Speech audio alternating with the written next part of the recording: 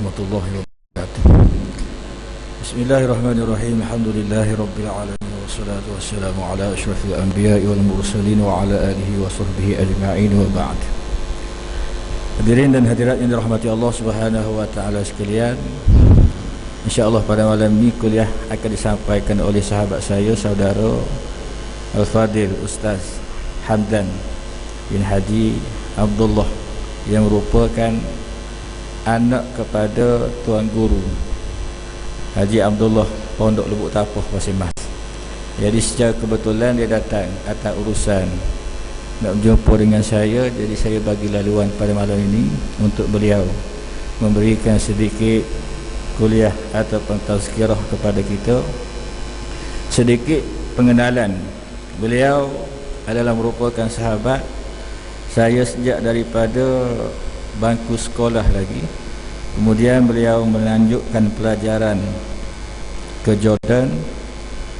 Kembali daripada Jordan, beliau berkhidmat, pernah berkhidmat dengan bank HSBC, kemudian berpindah ke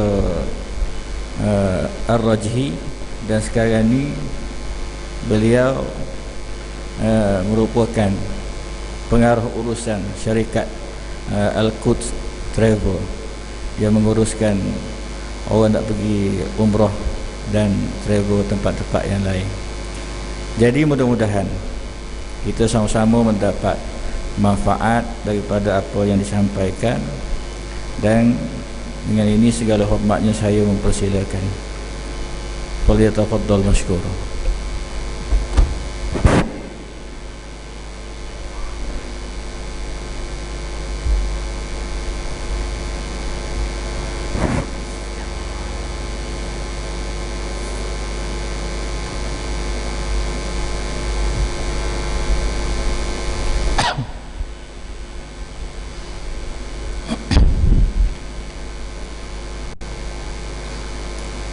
أعوذ بالله من الشيطان الرجيم.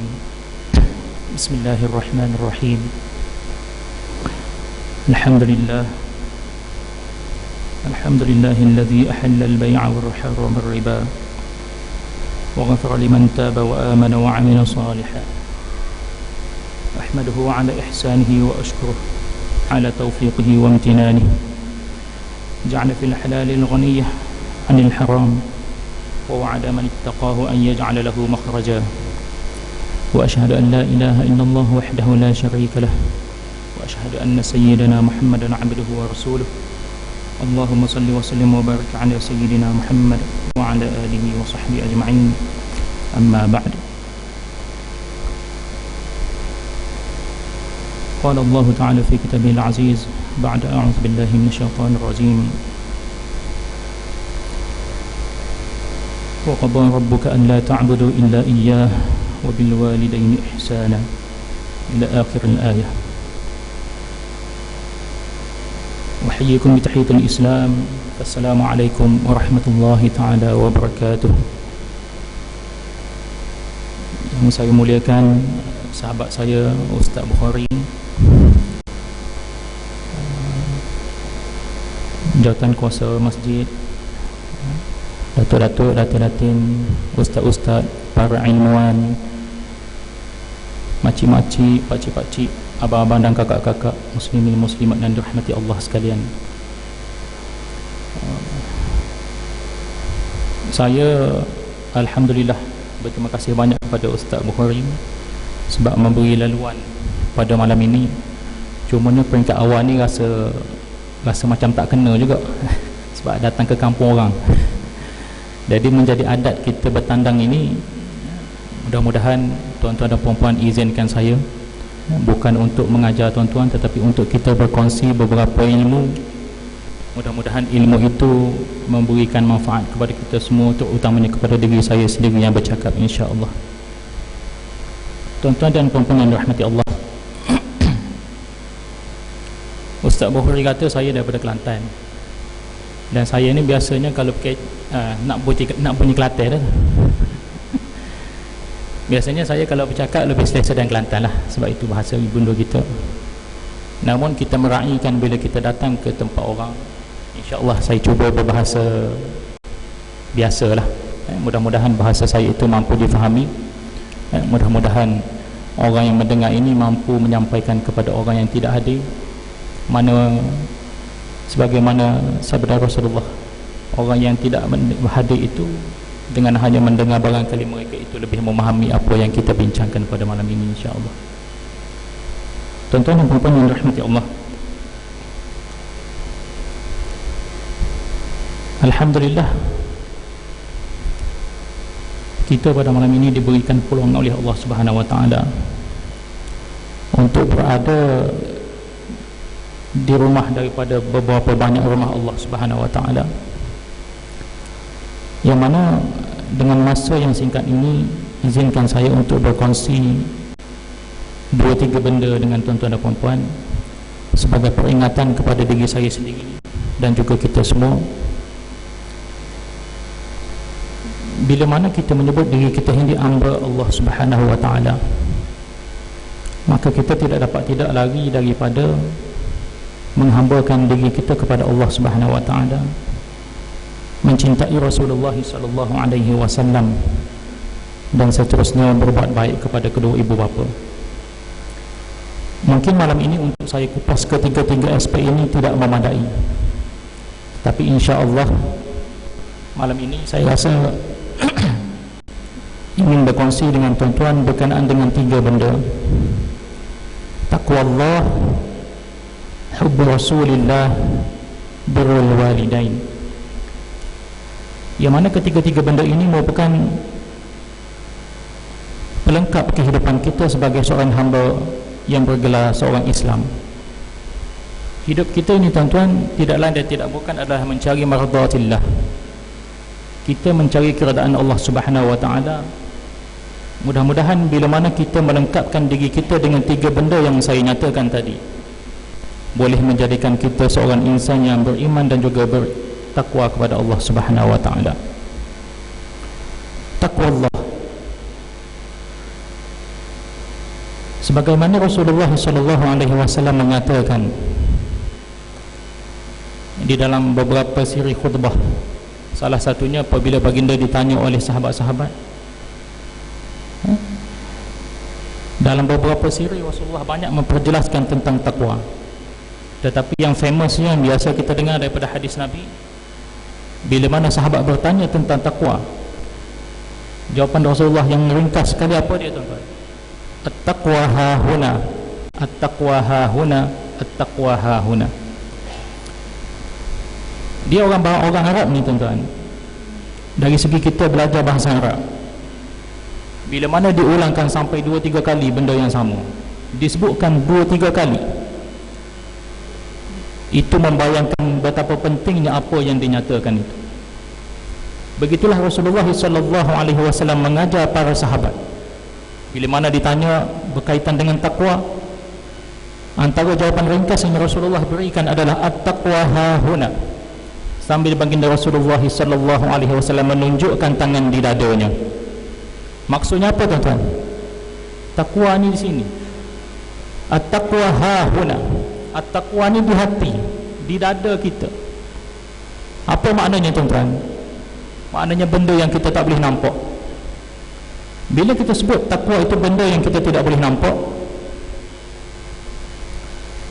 maka itu penilaiannya adalah hak mutlak Allah Subhanahu wa taala. Sebab itulah kita sebagai hamba Allah Subhanahu wa taala, kita diajar supaya muhasabah. Tak perlu kita nak tuding jari, kita nak kata orang ni itu orang ni ini, tetapi kita muhasabah diri kita sendiri. Sejauh manakah takwa kita kepada Allah Subhanahu wa taala? Itu baru kita sebut pasal takwa tuan-tuan. Baik, sebab bab takwa, bab hubbu Rasulillah ni saya nak skip, nak pendek-pendekkan. Sebab mungkin malam ini kita fokuskan kepada birrul walidain, berbuat baik kepada kedua ibu bapa. Mentang-mentang lah sekarang ni Mother's Day, hari ibu. Baik, itu berkenaan dengan takwa Allah. Mana takwa kepada Allah Subhanahu wa taala ini benda yang berada di dalam hati kita, yang mana hanya kita sahaja yang mengetahuinya, dan Allah sahaja yang layak menilai takwa kita. Bagaimana pula dengan hubbu Rasulullah sallallahu alaihi wasallam? Kita senantiasa sebut dengan lidah kita. Tambah-tambah sekarang ini banyak program-program, alhamdulillah, banyak program selawat, program mengingati baginda Rasulullah sallallahu alaihi wasallam. Tetapi adakah hanya zahir itu sahaja yang kita menyatakan cinta kita kepada Rasulullah sallallahu alaihi wasallam? Ini pun benda yang melibatkan hati kita, tuan-tuan. Mudah kita sebut kita cinta Rasul, kita sayang Rasulullah, tetapi dari segi perbuatan kita, dari segi apa yang kita keluarkan daripada tindak tanduk kita, adakah membayangkan kita cinta kepada Rasulullah sallallahu alaihi wasallam? Saya nak bagi satu contoh mudah, tuan-tuan. Kita kata kita sayang kepada Rasulullah sallallahu alaihi wasallam. Menjadi fitrah kita manusia ni, kalau orang berkasih lah, tuan-tuan, orang bercinta, orang muda pun, orang dah berumur pun bercinta juga. Menjadi adat orang bercinta ni, kalau ibaratnya kata lautan api pun sanggup renang, membayangkan betapa kita sanggup berjumpa dengan seseorang itu walaupun apa halangan sekali pun. Tetapi bila kita sebut kita cinta kepada Rasulullah sallallahu alaihi wasallam, cuba kita renung balik, kita muhasabah diri kita balik, sejauh manakah kita telah berusaha untuk kita paling kurang sekali seumur hidup menzarahi baginda Rasulullah sallallahu alaihi wasallam. Kita umat Rasulullah sallallahu alaihi wasallam, umat akhir zaman ni, tuan-tuan. Alhamdulillah, Allah Taala dan Rasul telah janjikan kita sebagai umat terbaik sebenarnya. Sehingga kan Rasulullah sallallahu alaihi wasallam menyatakan, ada satu kaum di akhir zaman besok, mereka ini tidak pernah nampak aku, tidak pernah melihat aku, tetapi mereka ini beriman dan mencintai aku. Dari segi kategori darjatnya, mereka inilah yang lebih tinggi. Kenapa, tuan-tuan? Sebab logik akal kita, kalau kita tak pernah jumpa, macam saya tak pernah jumpa Ustaz Abu Hurairah contohnya, mana mungkin saya boleh mencintai beliau? Mana mungkin saya boleh menganggap beliau sebagai seorang sahabat saya yang baik? Tetapi tidak. Umat akhir zaman, umat Nabi Muhammad sallallahu alaihi wasallam ini diberikan kelebihan, dijanjikan oleh Allah dan juga Rasulullah sallallahu alaihi wasallam. Walaupun kita tidak pernah melihat baginda Rasulullah dengan mata kepala kita, kita tidak pernah melihat tubuh badan Rasulullah, tetapi jika kita beriman dan beramal kepada Allah, kita beriman dan beramal kepada Al-Quran dan As-Sunnah, insya-Allah kita adalah orang yang paling mencintai Rasulullah dan Rasulullah mencintai kita. Baik, tuan-tuan, berbalik kepada apa yang saya sebut tadi. Kalau kita manusia, kita cintakan ke seseorang, orang kata cinta antara benua, kita sanggup pergi. Tetapi bila kita kata kita cintakan Rasulullah sallallahu alaihi wasallam, sejauh manakah sebenarnya usaha kita yang telah kita lakukan untuk membolehkan kita, untuk memampukan kita menzarahi baginda Rasulullah sallallahu alaihi wasallam? Ya, betul antara syarat untuk kita mengerjakan haji ataupun umrah, kita mesti mampu. Tetapi pengertian definisi mampu itu sendiri perlu kita perhalusi, perlu kita nilaikan kembali. Kalau kita anggap kita ini mampu, kita nak tunggu duit segebuk datang jatuh kepada kita, tak mungkin, tuan-tuan. Jadi daripada situlah sebenarnya, bila mana Rasulullah dan Allah mengajar kita supaya kita mampu baru kita boleh pergi haji, baru cukup syarat. Sebenarnya secara tak langsung Rasulullah dan Islam mengajar kita supaya kita berusaha untuk memampukan diri kita. Itu berkaitan dengan ekonomi Islam pula, tuan-tuan. Mentang-mentang saya pernah kerja perbaiki Islam, kena sebut pakai ekonomi Islam. Jadi nak ceritanya, tuan-tuan, hidup kita di dunia ini memang Allah Ta'ala dah tentukan. Ada orang alhamdulillah diberikan kelebihan kekayaan, ada kewangan lebih. Ada orang diberikan kesederhanaan, ada orang yang diberikan ujian dengan mungkin kemiskinan dan sebagainya. Tetapi itu tidak menjadi persoalan, tuan-tuan. Yang menjadi persoalan adalah usaha kita, sejauh mana usaha yang telah kita lakukan untuk memampukan diri kita ini mengerjakan haji dan umrah, semata-mata untuk kita sambil-sambil pergi umrah, pergi haji, mudah-mudahan kita mempunyai peluang untuk melawat menzarahi baginda Rasulullah sallallahu alaihi wasallam. Jadi ini sebenarnya, tuan-tuan, satu motivasi kepada kita umat Islam. Bukanlah maknanya bila kita ini mungkin daripada golongan keluarga yang susah. Sebab itulah Islam ni mengajar kita, tuan-tuan. Dalam satu hadis yang panjang, antara mafhumnya, antara pengertiannya, andai kata waktu kiamat itu sudah dekat, dan di tangan kamu ini masih ada satu benih, satu biji yang boleh kamu usaha, kamu tanam. Apa Islam ajar kita, tuan-tuan? Apa yang Rasulullah ajar kita? Rasulullah ajar kita tanam benih itu walaupun kiamat dah dekat. Itu membayangkan bahawa usaha kita di dalam mencari rezeki itu adalah satu ibadah. Sebab itulah Islam tidak pernah menghalang kita mencari kekayaan, asalkan kekayaan itu mampu mendekatkan diri kita kepada Allah Subhanahu Wa Taala. Jadi bila kita sebut kita mencintai Rasulullah sallallahu alaihi wasallam, mudah-mudahan itu boleh memberikan motivasi kepada kita untuk kita mencari rezeki yang telah Allah Taala bentangkan di dalam dunia ini. Mudah-mudahan kita mampu menjadi seorang Islam, bukan hanya mampu menafkahkan kita dan keluarga kita, tetapi mampu membantu umat Islam yang lain, insya-Allah. Ada dalam satu kisah, tuan-tuan, membayangkan, mudah-mudahan bila kisah ini saya ceritakan, kita boleh muhasabah diri kita, sejauh manakah bezanya cinta kita kepada Rasulullah dan juga sahabat-sahabat Rasulullah. Diceritakan bagaimana Sayyidina Bilal ni, tuan-tuan, tukang azan, tukang azan Masjid Nabawi. Jangan main-main, tuan-tuan.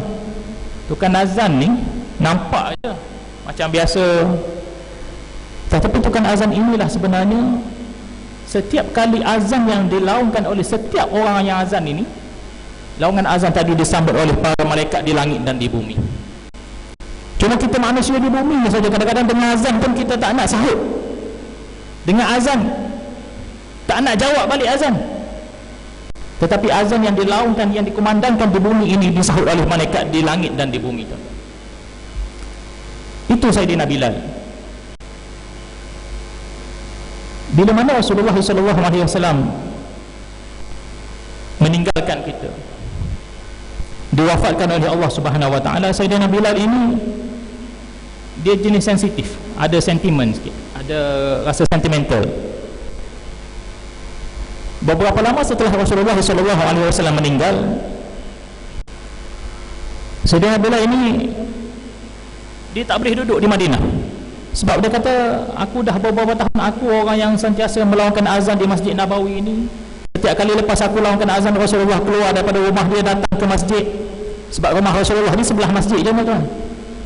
Makam Rasulullah di dalam Masjid Nabawi sekarang itu adalah tapak rumah Rasulullah pada zaman dulu. Cuma sekarang ni jadi dalam masjid lah, sebab masjid itu di kedepan sikit tempat imam, dan ke belakang ini untuk makmum, untuk makmum-makmum semua. Jadi nak ceritanya Bilal ini, dia terlampau sedih. Dia kata, aku dah tak boleh, sehingga kan dia membawa berdiri ke Biladus Syam. Ada ulama yang kata, sebab bila sebut Biladus Syam ni, tuan-tuan, dia besar.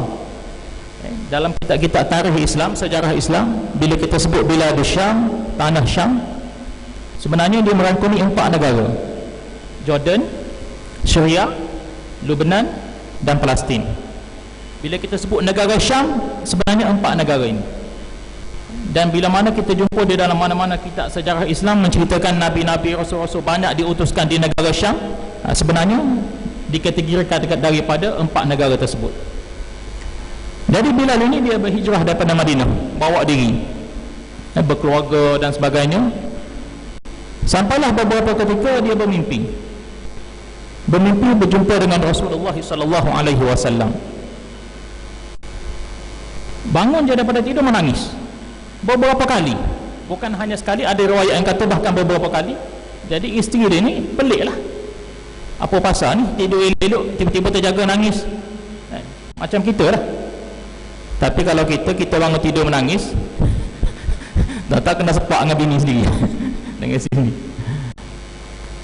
Bila ditanya oleh isteri Sayyidina Bilal, dia mengata, aku bermimpi berjumpa Rasulullah SAW. Jadi bila dah acap kali bermimpi, dia kata tak boleh, dia kata aku kena balik ke Madinah, sekurang-kurangnya aku kena ziarah balik makam Rasulullah SAW. Daripada Biladus Syam pergi balik ke Madinah. Ada riwayat yang kata masih lagi zaman Khalifah Abu Bakar. Bila balik ke Madinah, Abu Bakar nampak, Sayyidina Umar pun nampak, mereka ni suka lah jumpa dengan sahabat lama. Bila jumpa Sayyidina Bilal, mereka ni pula merindui laungan azan Sayyidina Bilal. Sayyidina Abu Bakar minta, Sayyidina Umar minta, dia kata tolonglah azan, bahasa mudah kita lah, tolonglah azan, dah berapa lama ni Sayyidina Bilal tak launkan azan di Masjid Nabawi di Madinah. Tapi Sayyidina Bilal menolak dengan baik. Dia kata tak boleh, bahasa mudah dia kata aku tak boleh launkan azan terlampau sebab mengingati rindukan Rasulullah SAW.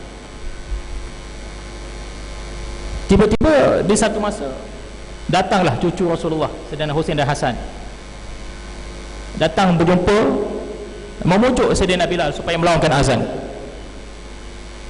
Tuan-tuan, bila kanak-kanak yang kecil datang, tambah-tambah pula cucu kepada Rasulullah SAW, mana mungkin Sayyidina Bilal ini boleh menolak? Di atas dasar mengasihi cucu baginda Rasulullah SAW, Sayyidina Bilal melaungkan azan. Saya tak ingat di riwayat yang cerita itu sama ada waktu zuhur asar, saya tak ingat, wallahu alam, mungkin boleh kita cek balik. Cuma nak ceritanya, bila Sayyidina Bilal melaungkan azan, Allahu Akbar, Allahu Akbar, suaranya bukan macam tu lah, sedap lagi lah. Itu saya tunjuk contoh saja. Bila Sayyidina Bilal melaungkan azan, seluruh masyarakat Madinah pada waktu itu tertanya-tanya, sampaikan ramai di kalangan mereka ini mengatakan, Abu Isa Rasulullah SAW, adakah telah dibangkitkan kembali Rasulullah SAW? Sampai ke tahap itu dari segi sensitiviti masyarakat Madinah pada waktu tersebut. Sebab mereka ini sudah terbiasa terdengar laungan azan Bilal, dah sinonim. Bila laungan azan, Rasulullah menjadi imam. Jadi bila pada waktu itu terdengar kembali laungan azan yang dilaungkan oleh Sayyidina Bilal, masyarakat Madinah tertanya-tanya. Bila Sayyidina Bilal asyhadu an la ilaha illallah, seluruh masyarakat Madinah ni keluar daripada rumah masing-masing, keluar daripada kedai, keluar daripada tempat-tempat duduk sibuk benda lain, keluar menuju ke Masjid Nabawi, semata-mata sebab rasa pelik. Disebabkan atas dasar rasa cinta kepada Rasulullah SAW ni, pada fikiran mereka tak mustahil jika Allah bangkitkan kembali, walaupun Rasulullah dah nyatakan Rasulullah adalah Nabi dan Rasul yang paling terakhir. Tapi atas dasar rasa cinta tadi, jangan pula kita nak kata sahabat-sahabat ni apa pasal, sahabat ni Rasulullah dah mati takkan boleh hidup balik.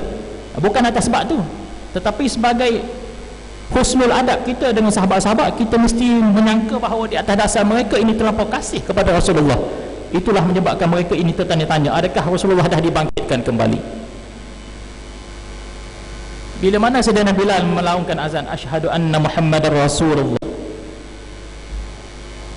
tak boleh nak habiskan azan, sebab tak mampu untuk menyebut asyhadu anna Muhammadar Rasulullah.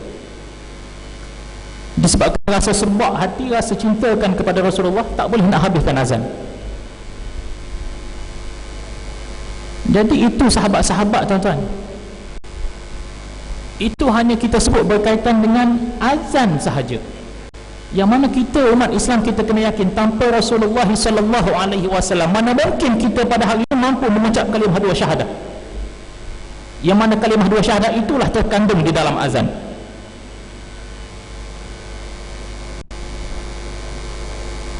Jadi kalau takwa Allah yang saya sebutkan tadi adalah berkaitan dengan hati kita, untuk kita muhasabah diri kita. Begitulah juga dengan hubbu Rasulullah SAW.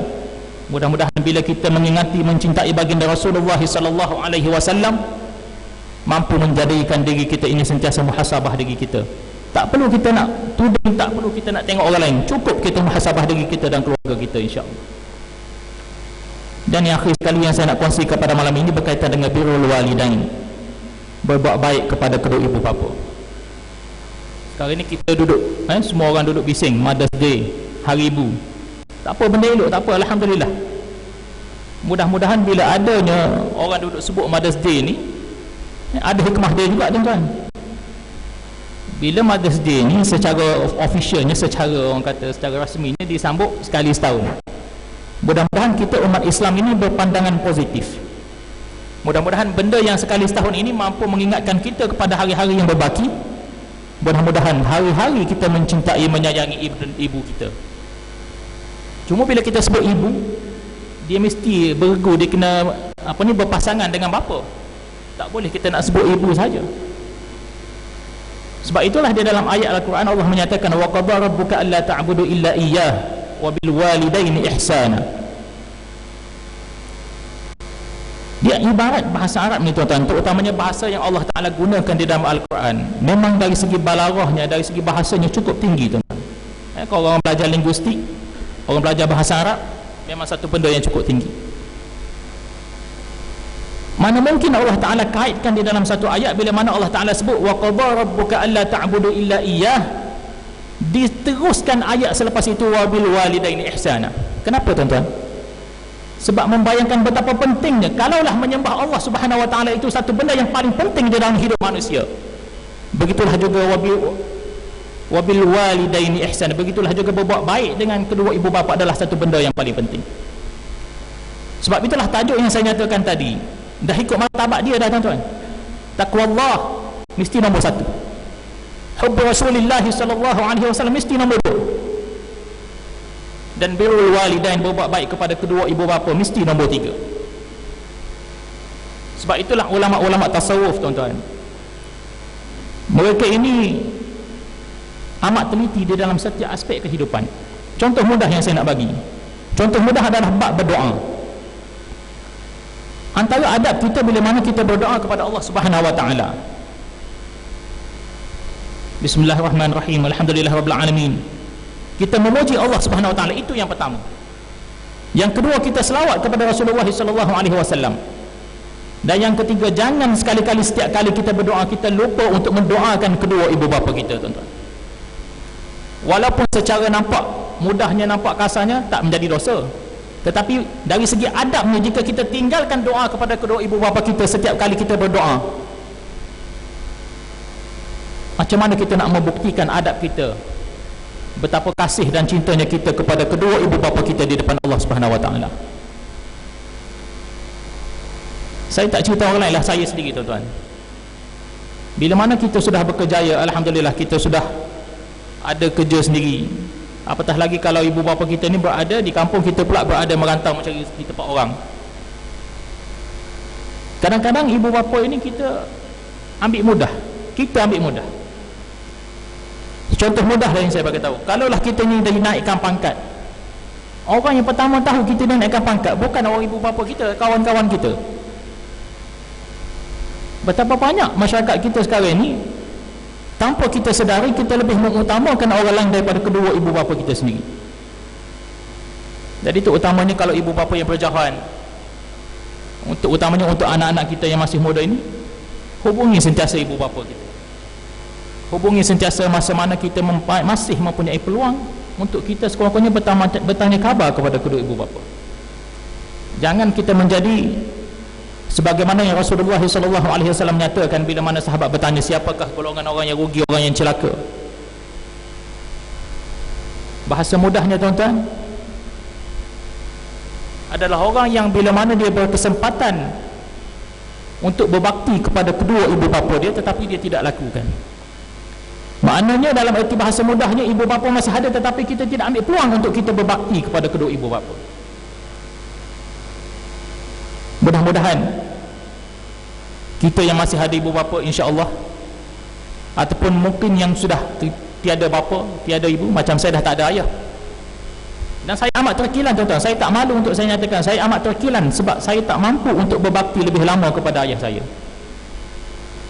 Namun saya yakin Allah Ta'ala beri ganti, mudah-mudahan bila mana mak saya masih ada, mudah-mudahan saya dapat tebus sedikit kesilapan saya itu dengan saya melakukan sedikit bakti kepada ibu saya. Mudah-mudahan Allah Ta'ala mengira benda itu sebagai satu timbangan amal kita, insya-Allah. Begitu juga jikalah ibu bapa kita sudah tak ada tuan-tuan, dua-dua dah tak ada, ibu tak ada, ayah pun tak ada. Islam mengajar kita macam mana tuan-tuan? Kalau ibu dan ayah dah tak ada masalah. Sebab itulah P.Ramlee dia kata barang yang lepas usah dikenang. P.Ramlee itu lagu. Dalam Islam pun kita macam tu tuan-tuan. Kalau benda yang sudah, tak apalah, sudahlah. Tetapi kita mesti perbaiki diri kita untuk hari ini dan masa akan datang. Kalau ibu bapa kita sudah tak ada, mudah-mudahan kita mampu berbuat kebaikan. Sebab kita kena yakin dengan hadis Nabi, antara benda yang tidak putus bekal amal untuk kedua ibu bapa, untuk orang yang dah meninggal, adalah anak yang soleh. Mudah-mudahan bila mana ibu bapa kita sudah tak ada, kita berterusan melakukan amal soleh, itu dikira sebagai timbangan amal untuk ibu bapa kita. Contoh mudah yang lain adalah bagaimana Rasulullah ajar kita, kalau ibu bapa kita sudah tak ada, apa yang perlu kita lakukan selain daripada kita melakukan amal kebaikan yang lain, adalah Rasulullah ajar kita supaya kita menyambung silaturahim. Kita hubungi balik, cuba jumpa balik dengan orang yang pernah rapat dengan kedua ibu bapa kita. Kita hubungkan silaturahim. Sebabnya kalau bahasa orang putih dia panggil apa, the power of silaturahim ni tuan-tuan, besar tuan-tuan.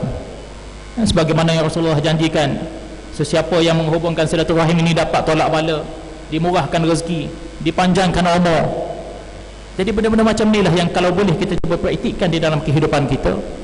Walaupun nampak benda tu mudah, nampak benda tu remeh, tetapi mudah-mudahan dengan benda-benda kecil yang kita titik beratkan ini menjadi amal kebajikan kita untuk dihisab oleh Allah Subhanahu Wa Taala di akhirat besok. Tuan-tuan dan puan-puan yang dirahmati Allah, akhir kata, terima kasih lagi sekali kepada Ustaz Bukhari dan juga pihak masjid yang memberikan peluang kepada saya. Mudah-mudahan apa yang saya tuturkan pada malam ini, sebelum kata-kata itu sampai di telinga tuan-tuan dan puan-puan, mudah-mudahan kata-kata itu sampai ke telinga saya sendiri terlebih dahulu. Sebab mana mungkin saya mampu mengajar orang lain, saya mampu mengajar tuan-tuan dan puan-puan, kalau saya tak mampu untuk mengajar diri saya terlebih dahulu. Mudah-mudahan setiap apa yang kita lakukan di dunia ini dikira sebagai satu amal oleh Allah Subhanahu Wa Taala. Daripada pagi kita bangun sampai malam kita pejamkan mata balik, pagi kita buka mata balik, mudah-mudahan Allah Ta'ala kira itu semua sebagai amal ibadah kita. Sebab ni Islam itu syumul tuan-tuan. Islam itu amat mudah. Setiap perkara yang kita buat ini, bahkan hadis Nabi menceritakan, kalau kita alih satu jarum, satu duri di jalan raya pun, itu pun sudah dikira sebagai satu amal. Apatah lagi kalau kita melakukan amal-amal kebaikan yang lain. Mudah-mudahan semua itu memberikan amal yang baik kepada kita dan mampu memberatkan timbangan amal kebaikan kita di akhirat besok. Jadi saya rasa setakat itu sajalah. Terima kasih banyak lagi sekali dan maaf atas kesilapan dan kekurangan. Mudah-mudahan pertemuan kita pada malam ini juga dikira sebagai satu hubungan silaturahim, yang mana mudah-mudahan kita berpeluang untuk berjumpa di atas dasar mencintai Allah dan Rasulullah sallallahu alaihi wasallam, sebagaimana Rasulullah ajar kita, Rasulullah ajar sahabat-sahabat kita, orang Islam sesama Islam ini adalah bersaudara, tak kira kita daripada latar belakang apa sekalipun. Mudah-mudahan kita menjadi seorang insan yang beriman dan beramal, berjaya dunia dan akhirat insya-Allah. Aku qauli hadza, assalamualaikum warahmatullahi taala wabarakatuh.